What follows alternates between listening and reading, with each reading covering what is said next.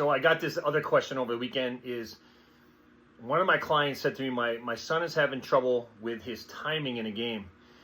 And do you have a remedy for that? And I said, well, listen, timing is everybody's issue. But when you talk about timing, there are certain elements that you have to do to sync up with the pitcher. The problem with today's youth is everybody wants to hit like Aaron Judge. There's too many trainers out there that just train one way. They train in this lag delay because that's what Aaron Judge does. The problem is Aaron Judge is 6'8", 280, and he's strong as an ox. And you might not have developed your strength level in your legs, your back, or your arms. So you can't hit like Aaron Judge. So what I tell my guys all the time is stop trying to be a major league player when you're 12 years old. Just be yourself. But you have to learn the timing mechanisms. And there's only a few. There's only grounded, which means it's a no stride. There's only toe tap.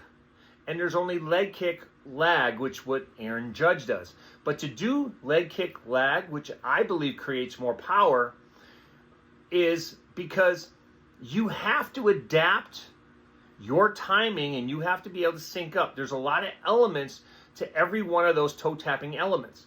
From either toe tapping or leg kicking or grounded, there's a lot of elements that go into timing. Everything is done to sync up with the pitcher. Now, I mentioned power, but all of those elements have nothing to do with power. It has everything to do with timing and balance. The power comes after you get to foot down. Those elements will get you to the next phase in your swing, but you got to understand those phases. So my answer to my client was really simple. I want them to learn all 3 or 4 different timing mechanisms and see what works for them long term. Learn them on the way up, and we'll see what works for you as you get bigger, stronger, faster. Okay, guys, keep those questions coming. Talk soon.